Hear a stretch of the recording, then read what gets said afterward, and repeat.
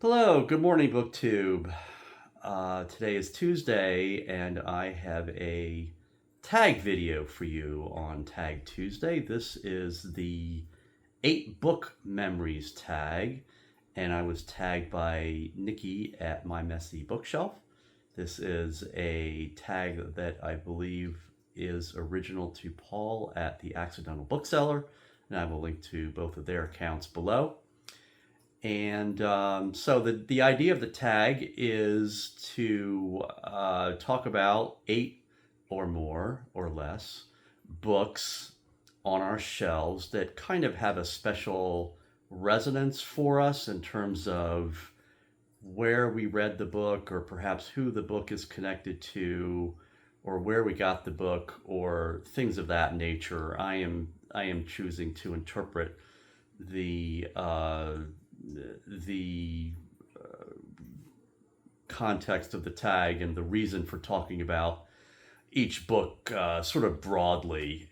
So some of these will be about where I got the book, or where I read the book, or maybe who I got the book from. And I'm going to kind of roughly start this nostalgic journey back in the 1980s when I was graduating from high school, and then kind of go on through the college years, and then I will talk about some books that kind of represent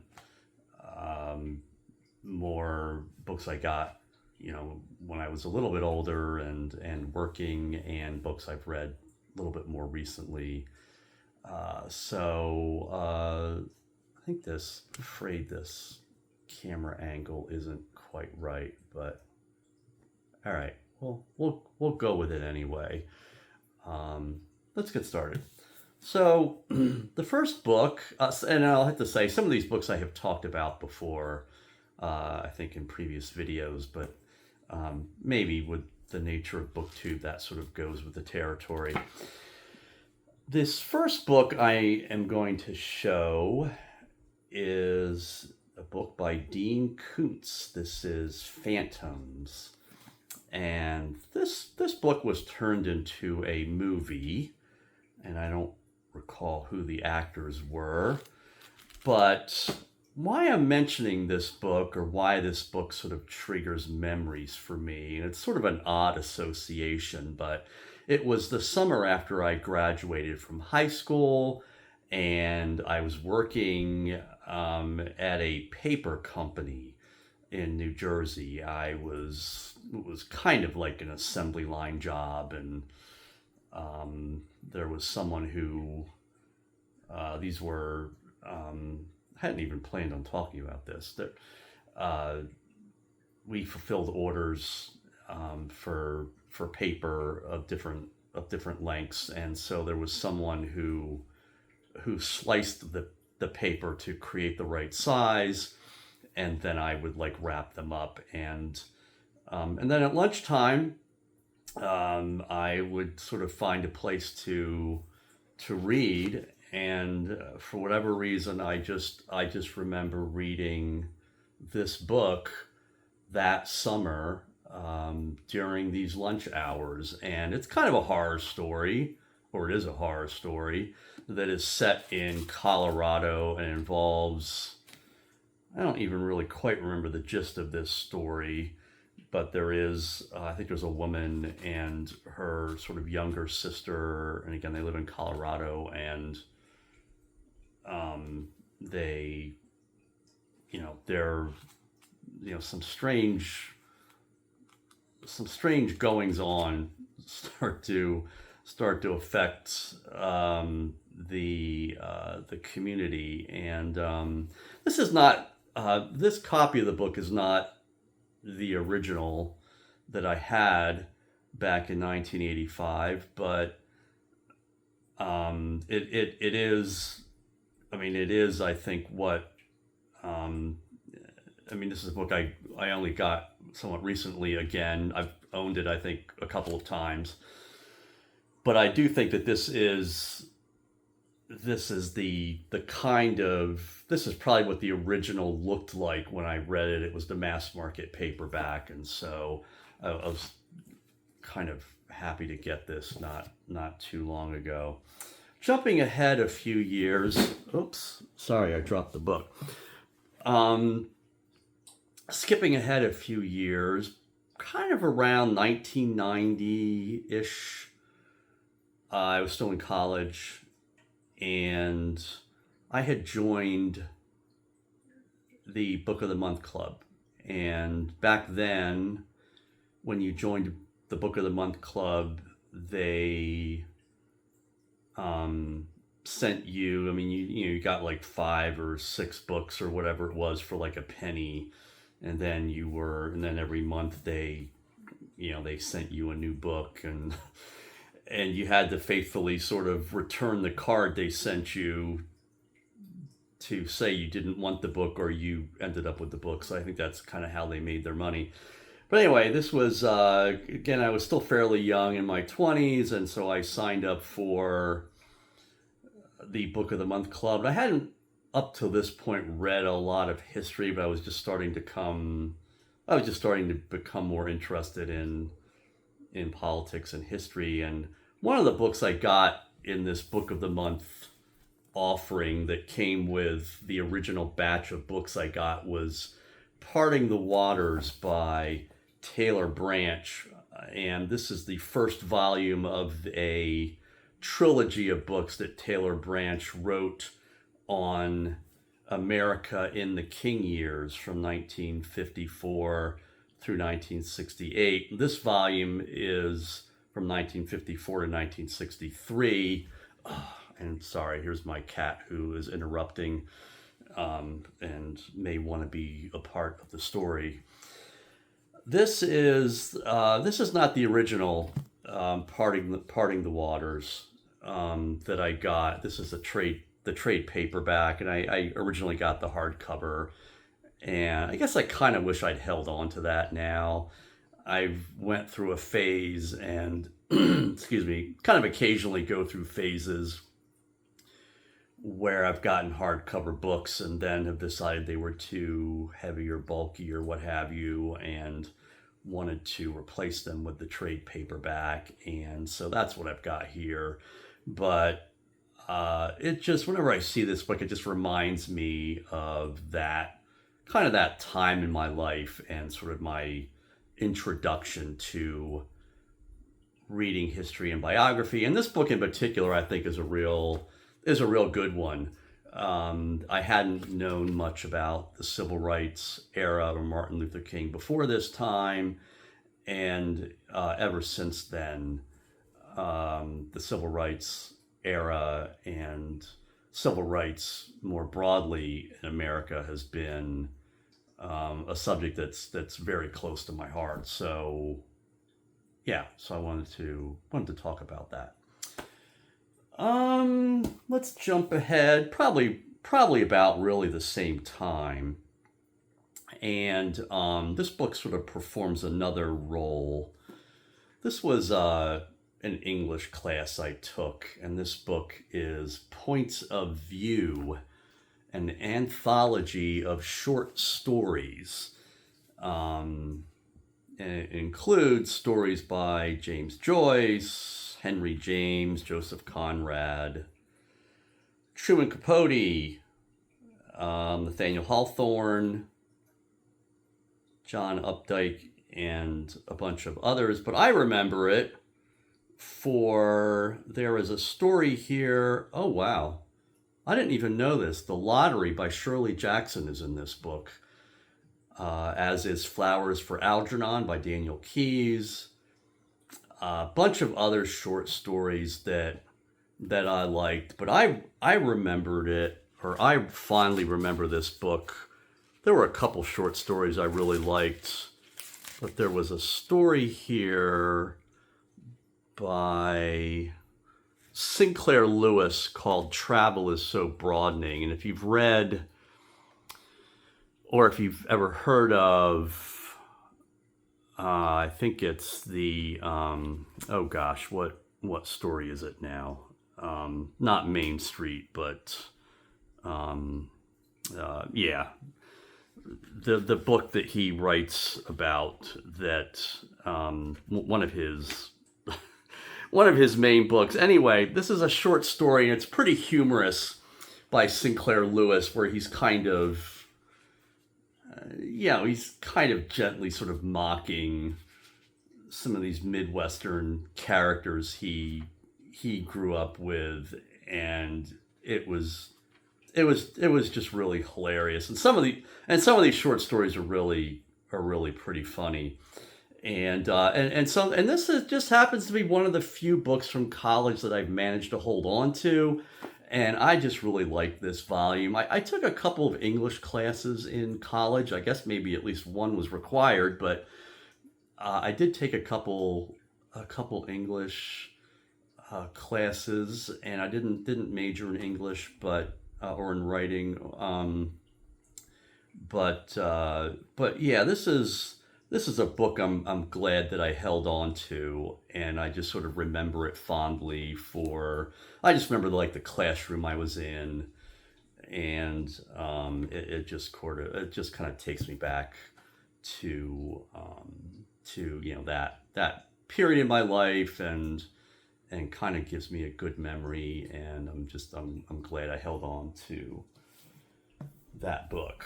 Okay, jumping back to the biographies.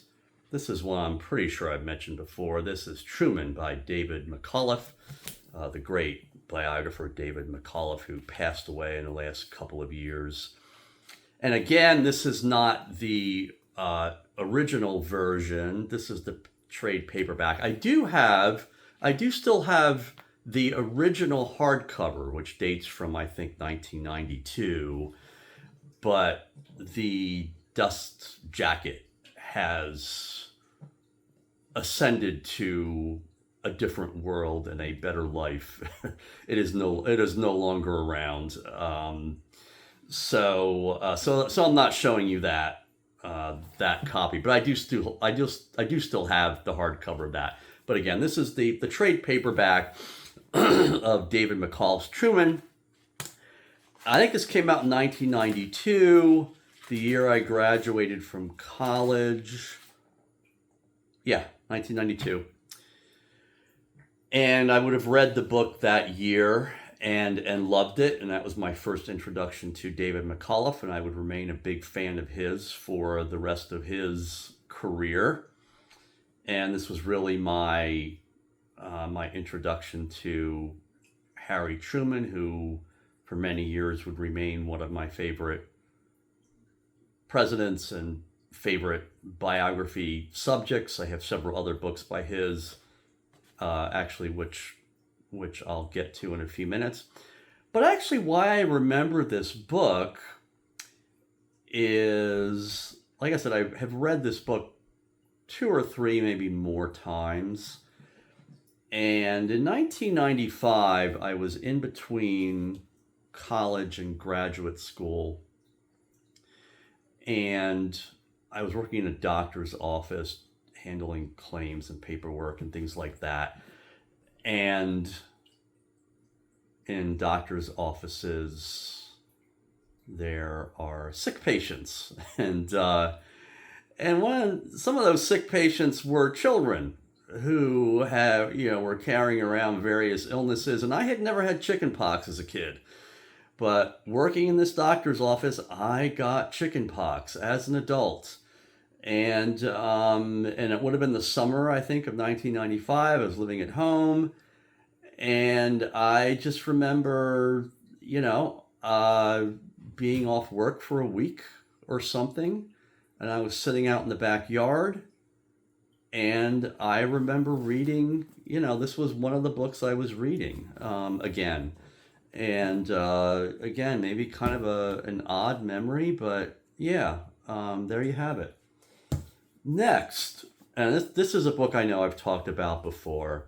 It's Donna Tartt's The Secret History, which I think this was also published in 1992, and this is the original copy. It's falling it's falling apart. I think I am.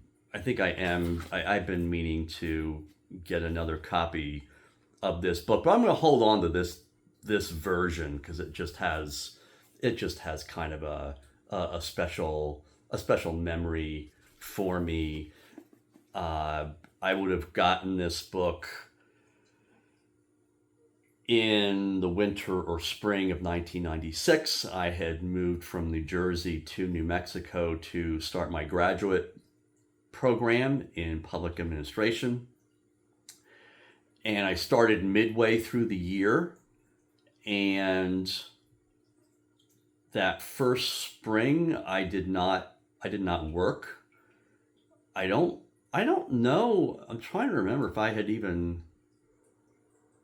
accepted, if I had gone to graduate school without some means of funding, or if that I did end up working for a professor as a grad assistant, but I don't know if I went to grad school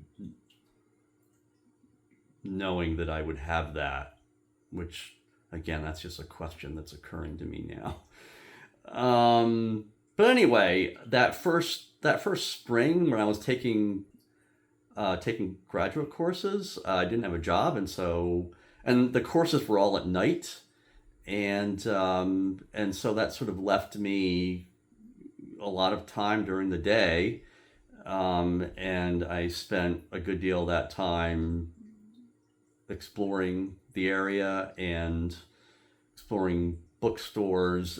And this was one of the books that I picked up that spring, and I just picked it up on a whim. I had never heard of this author because this was her first book, but the book is about students that are in college.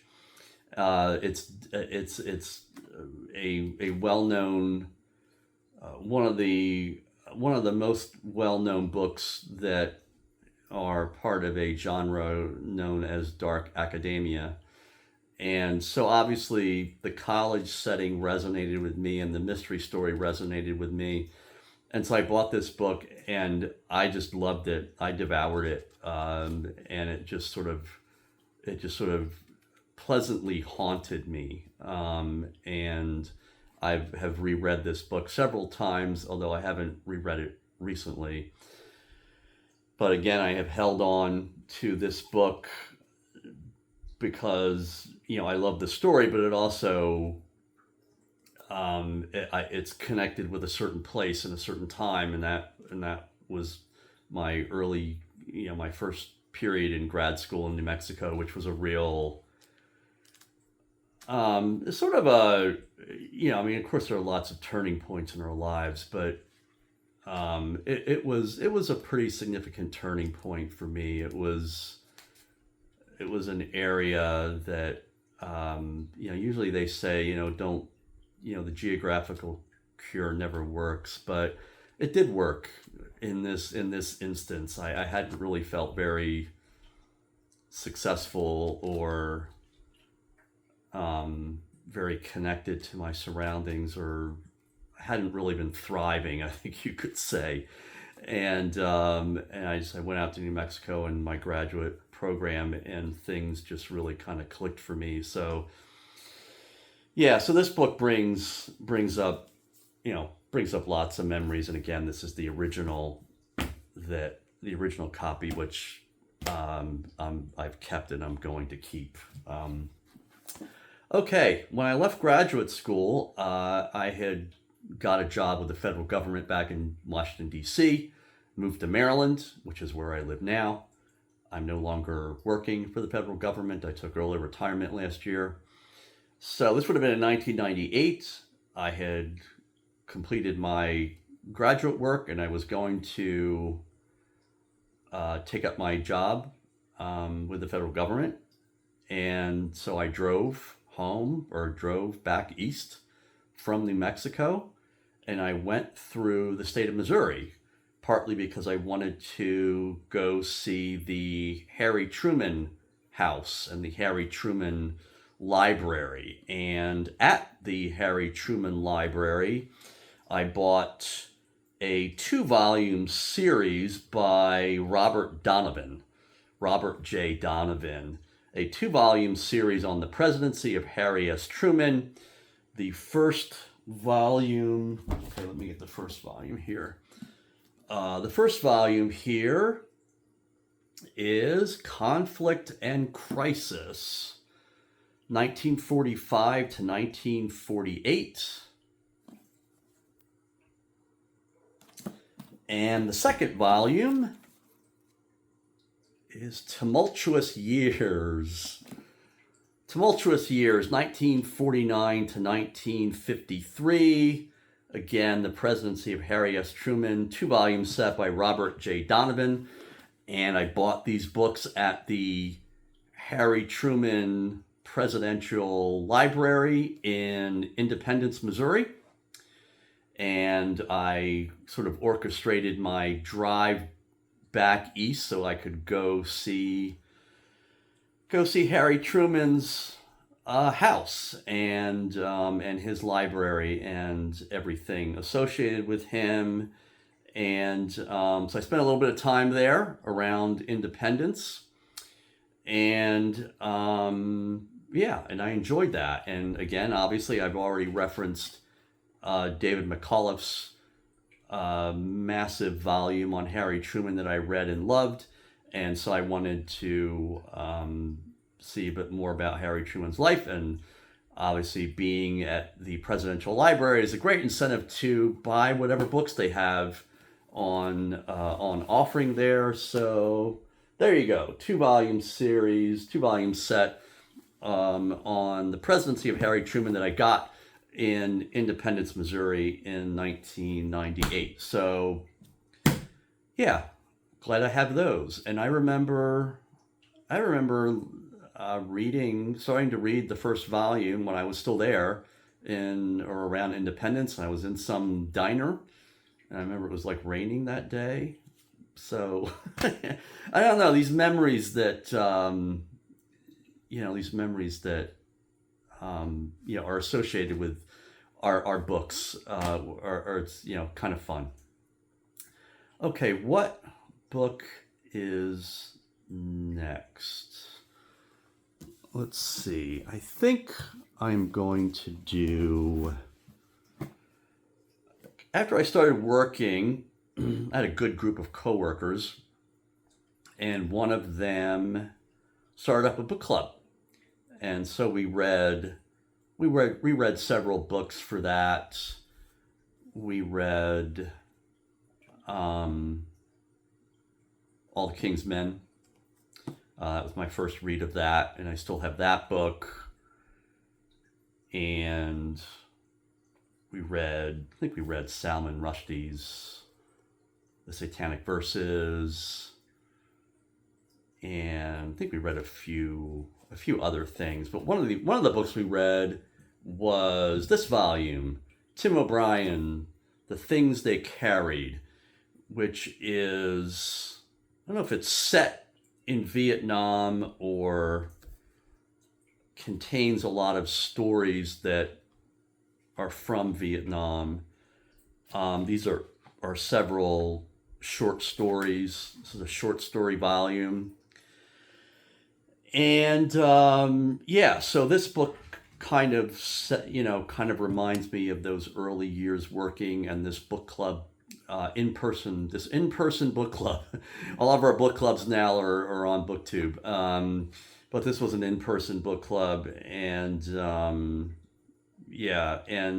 and I had, for whatever reason, I guess I had gotten rid of the original copy I had of this book. I mean, I don't know why I liked it, but periodically I purge things from my book collection and unhaul things, and for whatever reason, I guess this volume went out, and happened to have been thinking about it lately, and again, kind of linking it to this time in my life and these books I read during that in-person book club. And so I thought, I've been sort of prowling in my many used bookstore journeys over the past couple of months, I happened to just remember this book and was on the lookout for it, and was very happy to be able to pick this up. So yeah, here we go. And I look forward to reading some of the short stories from that volume again. Next book. This is another book that I picked up at a National Historic Site, not a presidential library, because this man sadly never became president, even though he ran for the presidency, I think, possibly 4 times. This is Henry Clay, Statesman for the Union by Robert V. Remini. I think that's how he pronounced his name. Well-known American historian. And I happened to be in Lexington, Kentucky. I had met a young lady online, and so I had gone out to see her. She was living in Lexington. This was another thing I did years ago, and online dating and meeting someone who didn't even live in my state and going to see them, or them coming to see me, things like that. Very interesting. I actually wrote in this book, purchased at Ashland Labor Day weekend 2007. So I don't know if you can see that well, but got this at the Henry Clay National Historic Site. It's called Ashland. That's where he lived. He came to fame in 1812 when, I think he was a first-term member of the House of Representatives, and he was elected to the role of Speaker, and he was the first person in Congress who really made effective use of the speakership, and he would go on to play many roles, and he would play a role in really the call for war in 1812, as well as being a diplomat who served on the commission that negotiated an end to the war. He would go on to be a U.S. Senator. Again, he would run for the presidency several times, and unfortunately not succeed any of those times. But intriguing character. Abraham Lincoln really liked him. Abraham Lincoln is famous for saying that Henry Clay was his beau ideal of a statesman, I think was what he said. And so I happen to think that, I sort of combined my visit with this young lady with an opportunity to go see Ashland and visit Henry Clay's homestead there in Lexington, Kentucky. I know John from Must Read More, I think, is based in Kentucky. I'm not sure how close to Lexington he is, but I'll tag him below as well. Be interesting to see if he has ever been to Ashland. I assume probably he has. What's next? This was supposed to be 8 books, but I think I actually have 11 on this list. But 2 of them are the 2 volume set I got from the Harry Truman Presidential Library. So 10 or 11. This book also involves another young lady. Again, someone I met through a dating service. She gave me this book. Was dating her. Dating in the very loose sense of the word. It never really became romantic, but I was very fond of her and enjoyed spending time with her. And we happened to meet each other in the fall of, I don't know how long ago it was. This book came out in